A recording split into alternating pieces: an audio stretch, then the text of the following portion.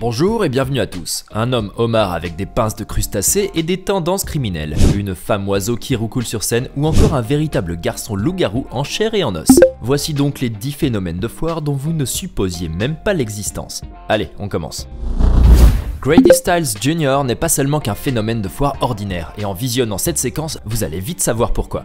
Né en 1937 dans la ville de Pittsburgh aux États-Unis, ce curieux personnage ne possédait que 2 doigts opposés sur chaque main, ce qui les faisait paraître tels des pinces de crabe. Ses pieds également étaient sévèrement atrophiés et ne comportaient ainsi qu'un seul gros orteil.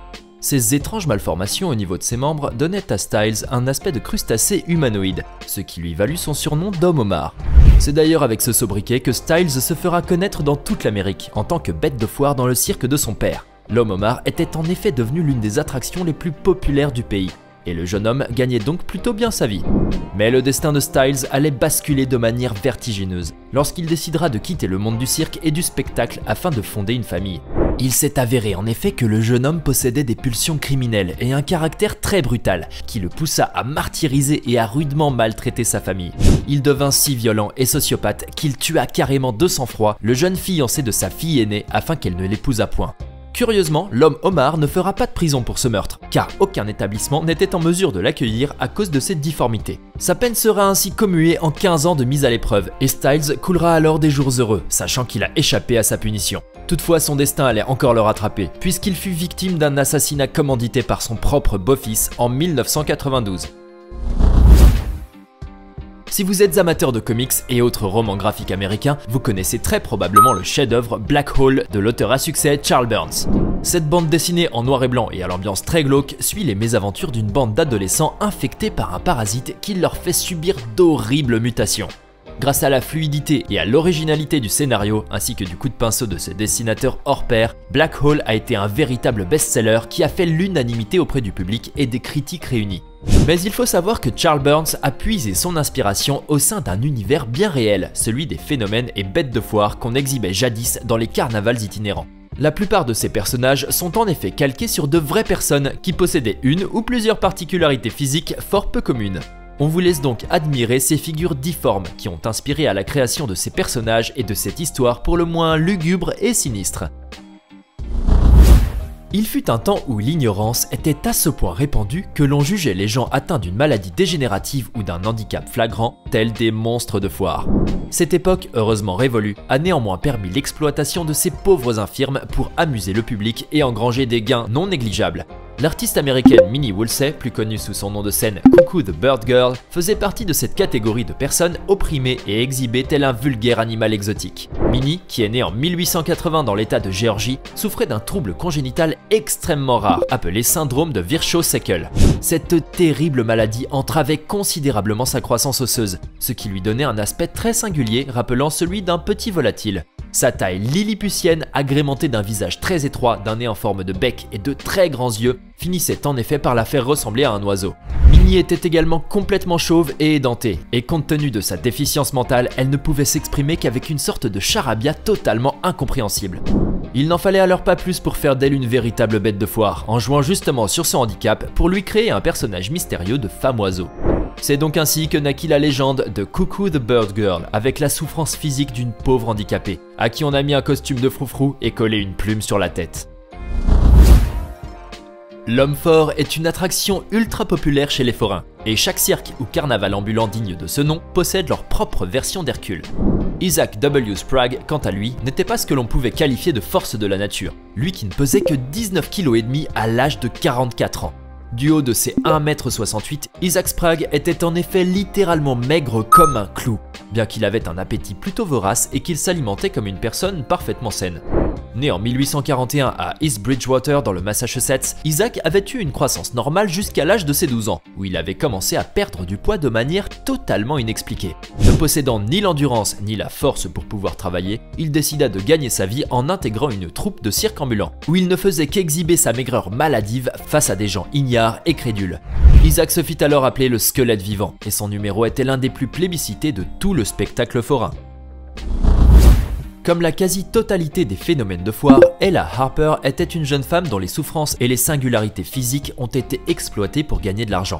Elle était née en effet avec un genou récurvatum congénital, une maladie orthopédique extrêmement rare qui fait se plier les genoux vers l'arrière de manière complètement irréversible. À cause de son handicap et de la posture à quatre pattes qu'il lui imposait, la pauvre Ella a été surnommée la femme chameau par le public. La jeune femme se déplaçait en effet en marchant sur ses mains et sur ses pieds, tel un animal quadrupède. Son infirmité fort peu commune lui valut de devenir la vedette du Nickel Plate Circus, un cirque ambulant qui avait pignon sur rue. Devenue une célébrité nationale, elle touchera un salaire très confortable qui lui permettra de vivre décemment jusqu'à la fin de ses jours, malgré sa condition physique plus que déplorable.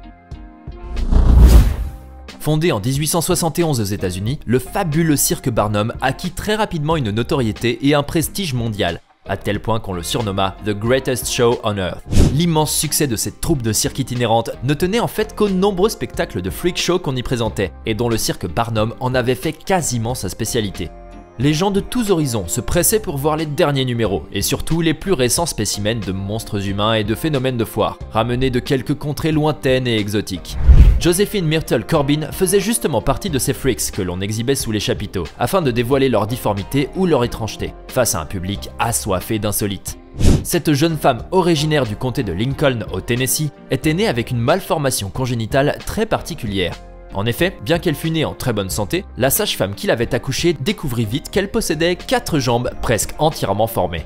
Cette particularité fit d'elle une célébrité au niveau local et lui valut d'être recrutée chez le cirque Barnum qui lui avait déjà trouvé un nom tout adapté. La petite Josephine Myrtle fut ainsi présentée au public comme la fille à 4 pattes du Texas. Et sa représentation attirait constamment les foules, faisant faire au cirque des bénéfices astronomiques. Son spectacle était d'ailleurs si populaire et célèbre que d'autres cirques et caravanes ambulantes n'hésitèrent pas à présenter de fausses personnes à 4 jambes afin de reproduire son succès. Et si on vous disait que les loups-garous ne sont pas que des personnages mythiques, mais qu'ils existent vraiment dans la vraie vie? Vous pourriez peut-être vous dire qu'on est en train de plaisanter, ou bien d'essayer de vous mener en bateau. Mais en visionnant cette séquence, vous aurez la certitude que ces monstres du cinéma n'existent pas que sur la pellicule d'un vieux film. L'histoire de Fedor Jevtchitchou commença en Russie, où il était né en 1868 dans la ville de Saint-Pétersbourg. Tout comme son père, Fedor était atteint d'hypertrichose, une maladie génétique qui se caractérise par une pilosité extrêmement fournie et envahissante. Le petit Fedor était ainsi couvert de poils des pieds jusqu'à la tête. À l'âge de 16 ans, le jeune garçon débarquera aux États-Unis, puisqu'il avait signé un contrat avec le fameux cirque Barnum. On le présenta alors au public américain comme un véritable enfant sauvage capturé avec son père par un chasseur, alors qu'il se tapissait à l'intérieur d'une grotte. Durant les spectacles, le petit Fedor devait s'exprimer en aboyant et en grognant tel un vulgaire chien. Une tâche plutôt ingrate et humiliante, surtout pour ce jeune homme cultivé et polyglotte. Aloïsa Wagner, plus connue sous son nom d'artiste Violetta, était une jeune femme atteinte d'une maladie rare, le syndrome Tetra-Amelia.